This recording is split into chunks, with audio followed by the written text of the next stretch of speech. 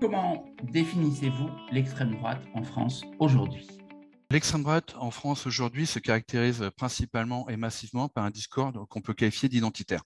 C'est-à-dire qu'il y a d'un côté l'idée de défendre une culture, une civilisation et sous-entendu une ethnie européenne blanche d'une supposée invasion migratoire, notamment de populations extra-européennes, africaines et surtout musulmanes. Ça, c'est un point qui est très important.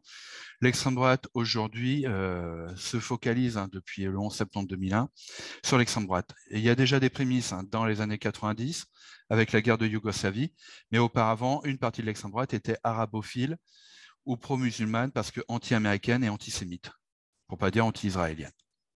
Quels sont les principaux éléments de son projet politique aujourd'hui?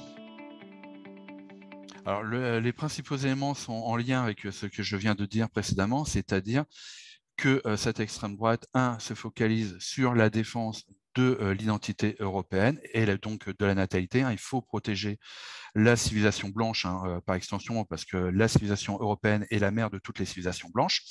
Et donc protéger la civilisation blanche d'une part, et d'autre part éviter et le métissage et la venue donc de populations extra-européennes en France, avec l'idée d'un grand remplacement, idée totalement fausse, comme l'a montré Hervé Lebrun il y a peu de temps, mais idée très prégnante dans ces milieux depuis, on va dire, les années 90. Justement, voilà, l'idée que cette immigration est une immigration une forme de colonisation, pardon, et là, il y a vraiment cette peur, cette angoisse chez ces militants d'être submergés. On le retrouve dans les thématiques, le grand remplacement, le génocide lent, etc., etc., etc.